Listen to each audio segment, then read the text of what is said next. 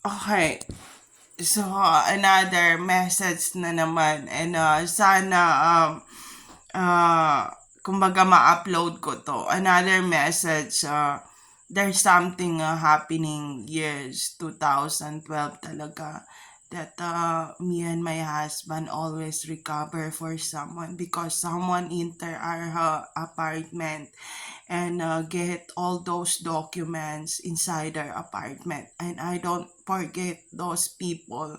And the sad part is those people always enter our house when we are not around or in the apartment, and the security in the apartment always remind me that they always said that someone enter in our house and get all those documents that we have in our apartment when we are not around. And the sad part is that time year 2012 that they attack our apartment. My kids is crying in the room with my and my husband is always said that hurry up, get those documents, like that, get it, hurry up. And someone, I sit in the couch in the living area, but I hear those noise, but I sit on the couch and I'm crying like oh my god, maybe someone rescue us, like that, because this is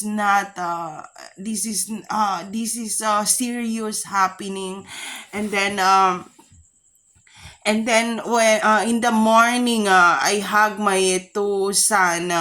That's 2012. I hug my two son, Hero and Gabi, and I said, baby,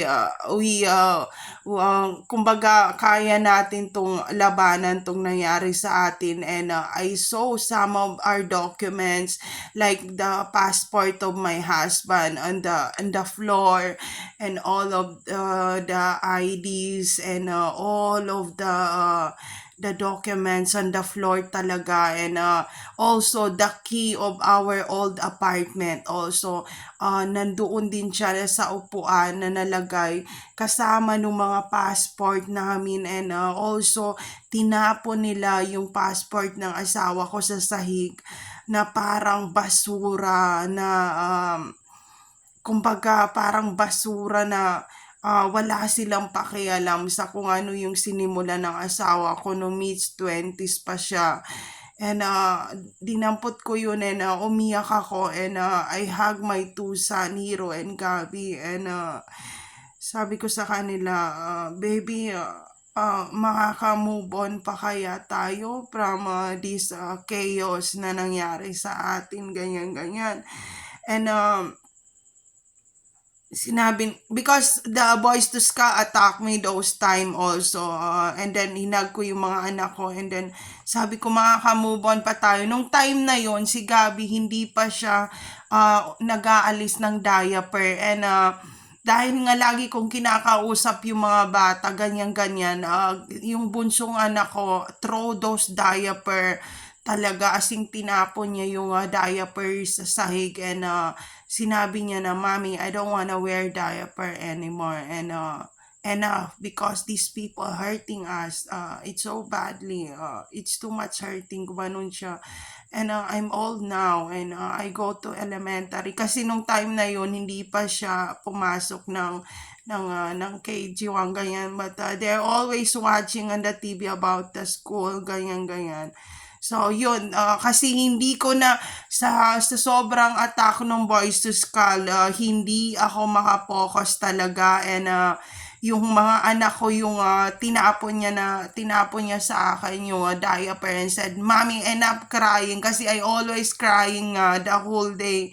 Ganyan-ganyan, hinagis niya sa akin yung diaper. Sabi ko, Gabi, please. Sabi niya, Mommy, please, stand up. Ganyan-ganyan, stand up. Ipipix natin tong apartment. And Hero and Gabi always with me fixing those mess. And forget where's daddy now. Gumanon sila sa akin. Sabi ko, how I move on for someone, sabi ko sa kanila, kasi sila na yung parang nagiging kausap ko nung time na yun. Baby, for someone that throw the passport of daddy on the floor, ganyan, and also our old apartment that we don't have baby pa nung hindi pa kayo lumabas sa mundong to, bakit binalik yung susi ng apartment na yun. Tapos, ayun, ang nangyari na yun, sinabi ng mga anak ko, we fix our toys, we clean our toys, we prepare our food, and move on, mommy, ganyan. So, ayun, the whole day, naglaba ako talaga, and kinakamay ko yung mga labada, ganyan. And, sinabihan ako ng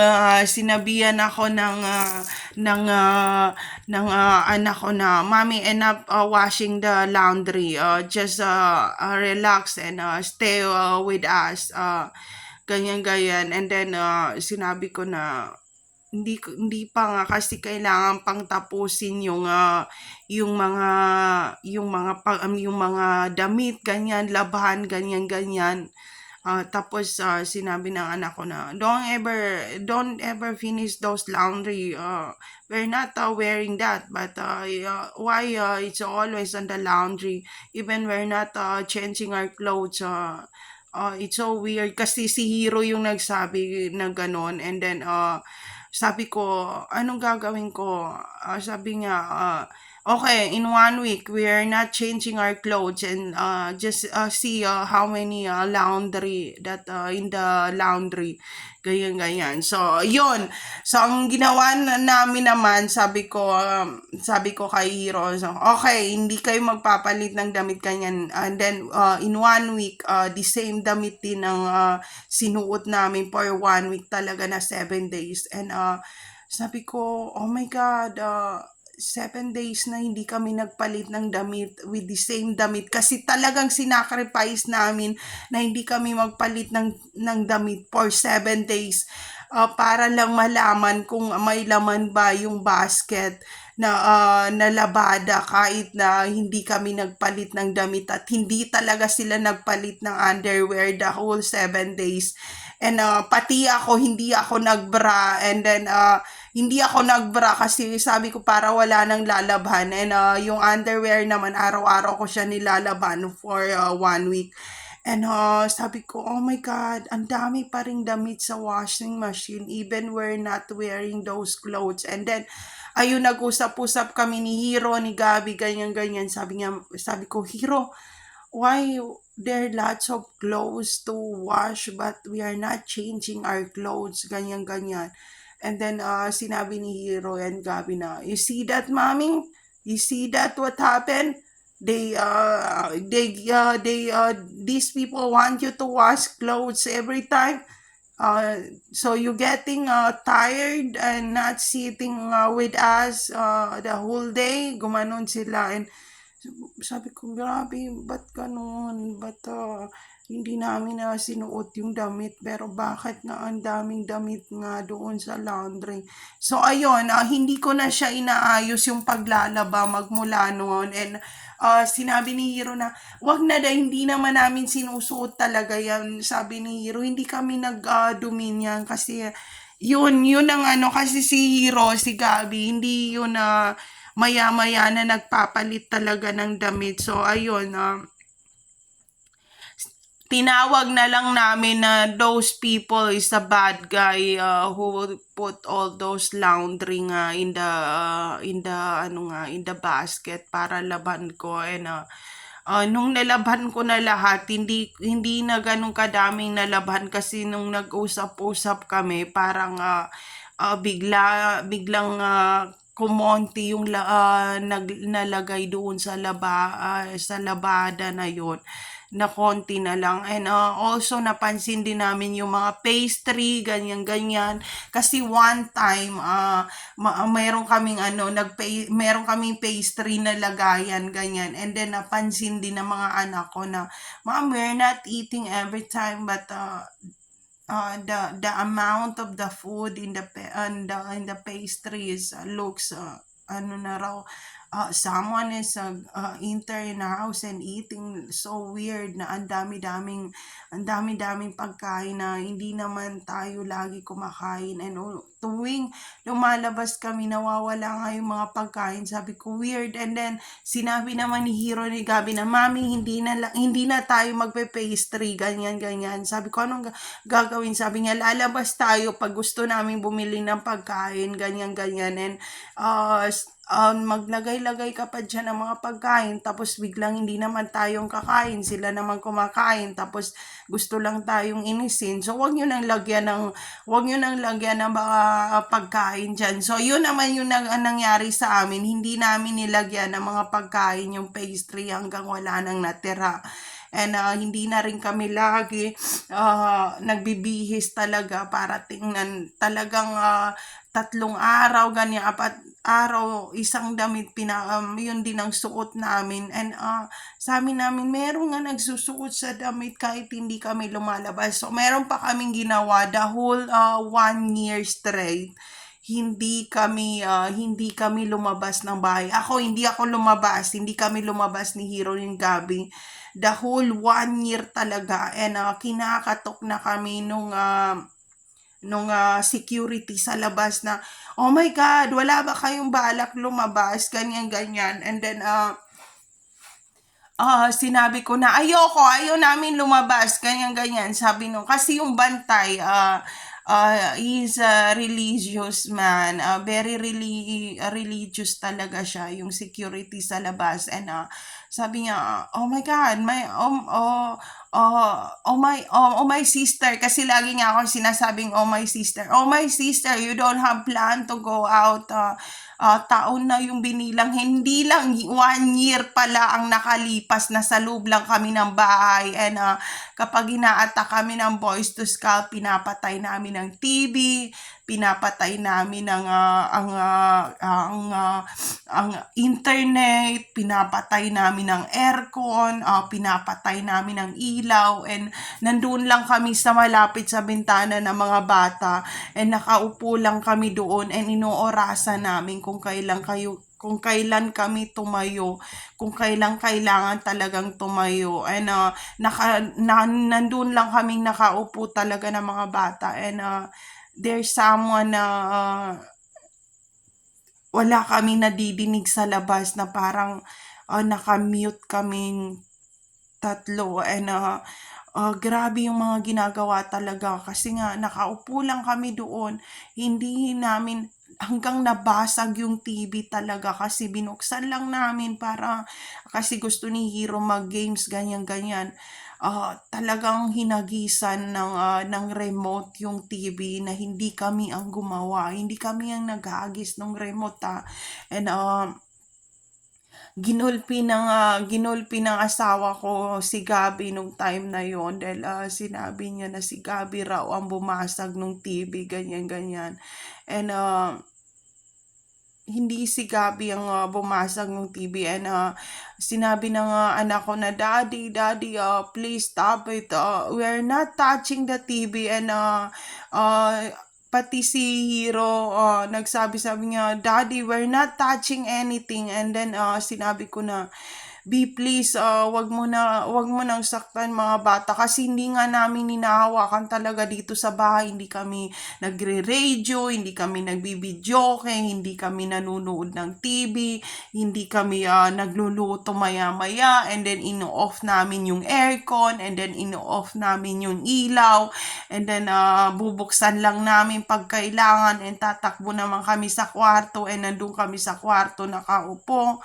And then my husband is going out for hours and hours without Hero and Gabi and me.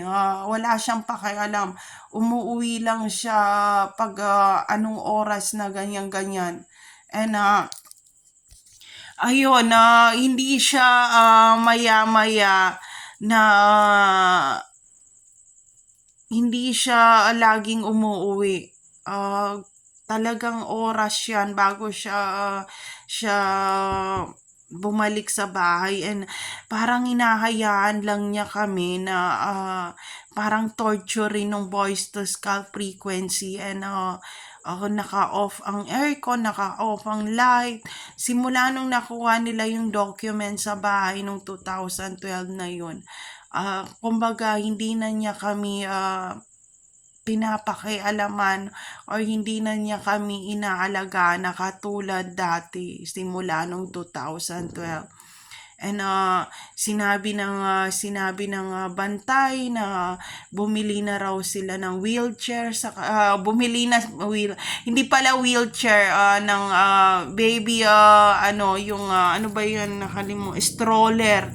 May stroller na raw sa kabila, and there's a new baby, ganyan kasi meron na raw bata raw sa kapitbahay. Meron na raw bata sa kapitbahay, kaya raw wala na raw time ang asawa ko sa amin. And sabi ko, oh my God, the time na ina-attack kami ng Boys to Skull, the whole, imagine mo 2012 until 2018.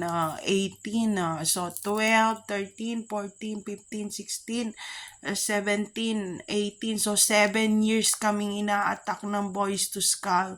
And nakaya namin yun na walang aircon, walang ilaw, walang TV, walang lahat, nakaupo lang kami sa isang corner na malapit sa bintana. And habang yung 7 years na yun na ginugugol namin ng mga anak ko sa sakripisyo talaga, yun din yung time na gumagawa sila ng bahay sa kabilang bahay ng neighbor at gumagawa sila ng sarili nilang pamilya sa panahon na ginagawa nila kaming tanga nung mga panahon na yon.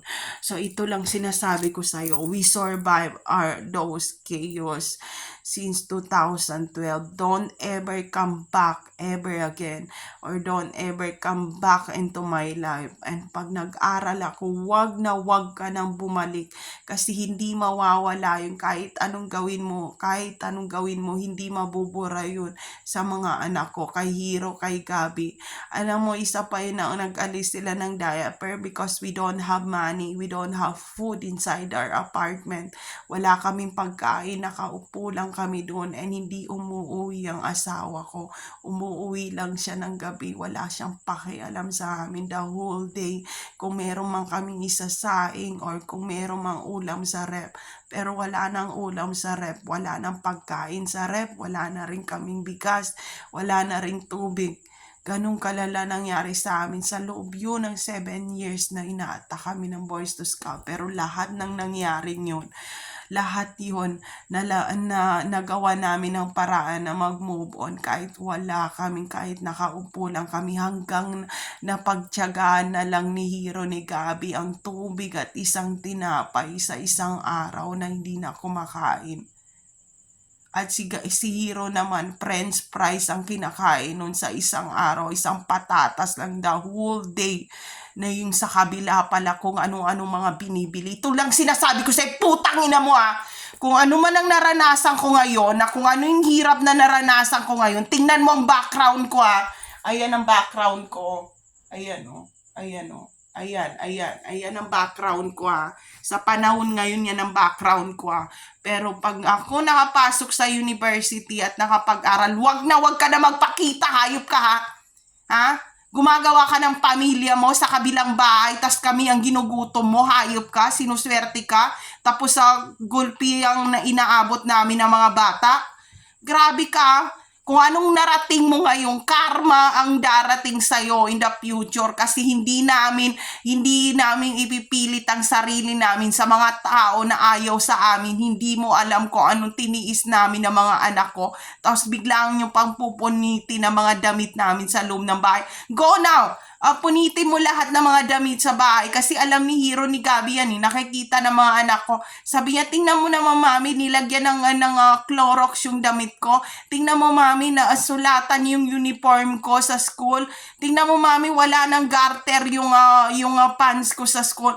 Pero kahit inaantok ang mga anak ko, pumapasok pa rin yan ng paaralan yan. Pumapasok yan kahit walang pagkain yan, kahit hindi na kumakain yan. Nandun pa rin sa eskwelahan yon. Wala, hindi kami tanga. Kakain sila ng breakfast, hindi na sila kakain ng dahol hanggang hapon na yun. Walang pakialam kay Hero, ha? Walang pakialam si Hero. Sanay na kami mag-move on, sanay na kaming iwan, sanay na kaming pagnakawan, at sanay na rin kami mag-isa, at sanay na rin ang mga anak ko na hindi nila ako makita sa araw-araw. Kasi alam na namin mangyayari yon. Alam ko sa panahon ngayon na gusto ng mga anak ko makita ako, pero ayaw ko silang makita. Itong sinasabi ko sa iyo, magkita-kita tayo 4 years from now, ha? Tatapusin ko muna yung kontrata ko dito sa Cotabato City, Mindanao, Philippines, ha? Hindi mo alam kung ano naranasan namin. The whole 7 years, hindi alam na mga kapitbahay namin na nagugutom na kami doon, na sinasaktan na kami, na wala na kaming pagkain.